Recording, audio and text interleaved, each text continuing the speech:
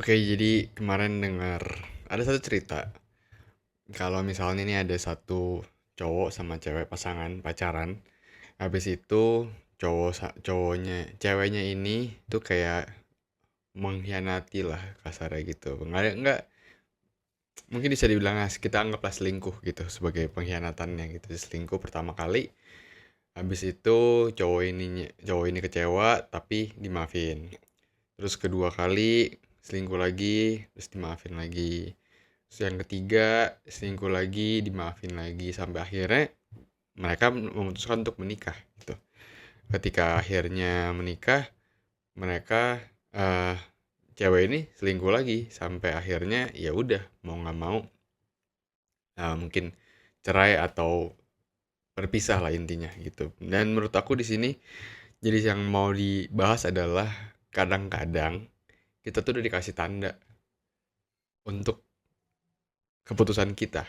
Tapi kadang-kadang kita tuh buta karena kita nggak punya rasa apa ya nggak punya kita bodoh gitu lebih lebih tepatnya kita nggak sadar kalau sebenarnya itu udah ada jawabannya gitu apakah ini yang sesuai sama yang kita butuhkan atau enggak ya sebagai contoh tadi aku cerita dari sisi laki-lakinya ya dari laki-lakinya ini jadi menurut aku dia sebenarnya udah kasih tanda kalau misalnya cewek ini bukan yang terbaik buat dia karena sudah beberapa kali diselingkuhin gitu. Tapi saking butanya, saking bodohnya, ya akhirnya tetap dinikahin ya. Kalau aku sebagai cowok itu aku nggak bakal nikahin lah karena dia 3 kali udah diselingkuhin ya masa mana mungkin mau diterusin lagi hubungannya udah nggak masuk akal gitu loh. Masa kita mau berharap dia berubah ketika nanti nikah? Menurut aku itu nggak mungkin. Apalagi udah pacaran lama, selingkuh udah 3 kali, dikasih kesempatan satu, dua, tiga, tetap dilakuin, ya udah nggak mungkin. Nikah dia berubah itu udah jadi karakter dia aja gitu loh. Masa sih orang nggak bisa berubah? Belum tentu, memang bisa berubah. Cuman kan itu udah dikasih kesempatan loh 3 kali gitu loh. Kesempatan pertama aja menurut aku itu udah satu hal yang apa ya dikasih kesempatan kedua itu udah jadi udah jadi hal yang emas banget, udah jadi hal yang berharga sekali gitu loh. Udah nggak boleh dirusakin, tapi ini malah tetap selingkuh sampai 3 kali kan artinya memang si wanita ini tidak tidak mau lebih baik, memang dia suka aja untuk lakuin hal itu gitu loh.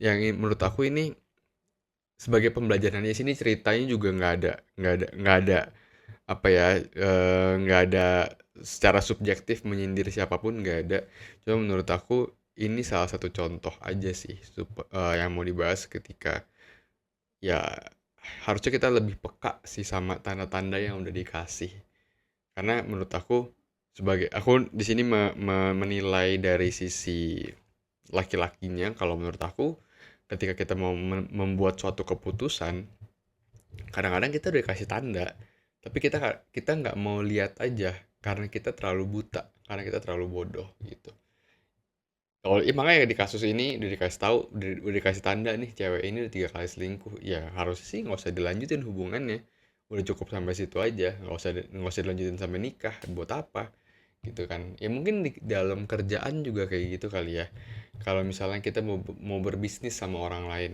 ya kita tahu nih orang ini bisnisnya suka nipu gitu ya masa kita mau berharap ketika dia kerja sama-sama kita dia nggak nipu kayaknya susah deh ya nggak sih jadi kalau menurut aku ya kadang-kadang kita mesti apa ya tajem aja gitu peka aja ya dalam dalam beberapa kerja sama sama orang kita makin lama makin enggak sih makin tajem sense kita apa rasa rasa rasanya kita tuh orang ini cocok atau enggak terus pasangan kita cocok atau enggak karena kita punya feeling dan menurut aku itu yang mesti kita apa ya pertahankan apa yang mesti kita benar-benar pegang teguh dibandingkan kita nanti menyesal gitu memang sebenarnya nggak akan ada proses yang salah tapi adanya kita belajar memang cuman kan kita harus mengurangi resiko-resiko itu dong mengurangi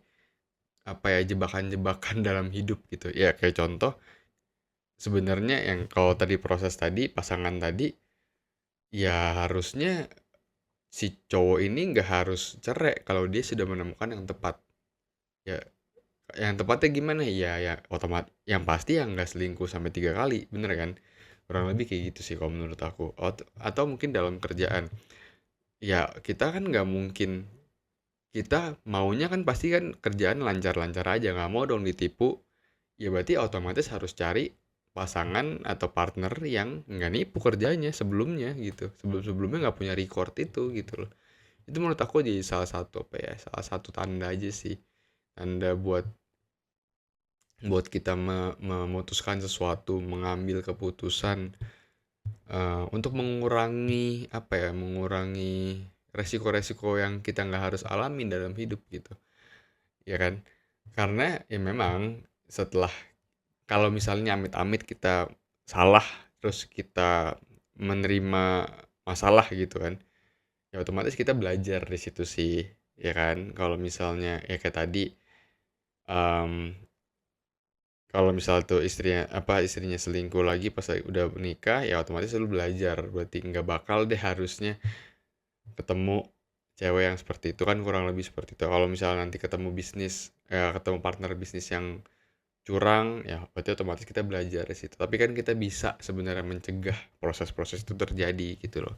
Itu sih yang mau dibahas karena kemarin cuman kayak inget soal, sebenarnya nih salah satu cerita yang ada di, sebenarnya bukan selingkuh sih ceritanya, ceritanya pengkhianatan aja. Cuman kan selingkuh juga kurang lebih bentuk pengkhianatan ya. Jadi supaya lebih relate aja sih ceritanya. Ini kalau misalnya kalian tahu, ini salah satu cerita yang ada di Alkitab, namanya Simpson. Cerita Simpson dan Delila. Jadi Simpson itu dia salah satu nazir Allah. Dia punya kekuatan, dan Delila ini udah sebenarnya 3 kali mengkhianati dia sampai akhirnya Simpsonnya ditangkap, dan akhirnya ya gitu deh kalau misalnya kalian tahu ceritanya gitu. Dan menurut aku ini salah satu yang menarik, yang sebenarnya di situ Simpson dikasih tahu kalau Delila itu sering banget 3 kali berkhianat sama dia. Cuma saking cintanya sama si Delila, si Simpson akhirnya tetap sayang-sayang aja sampai akhirnya dia sendiri yang rugi gitu loh. Dan ujung-ujungnya dia mati gitu. Itu sih yang aku pikir, wah kayaknya ini bagus banget ya buat dibahas. Sebenarnya udah dikasih tanda loh kalau si Delila ini 3 kali berkhianat, tapi karena buta cintanya Simpson sama Delila, akhirnya Simpson sendiri yang rugi gitu loh. Ya, itu analoginya sih sebenarnya, makanya biar lebih relate kita bikin ke cerita selingkuh sebenarnya, kurang lebih gitu. Itu sih, cuman itu aja yang mau dibahas hari ini.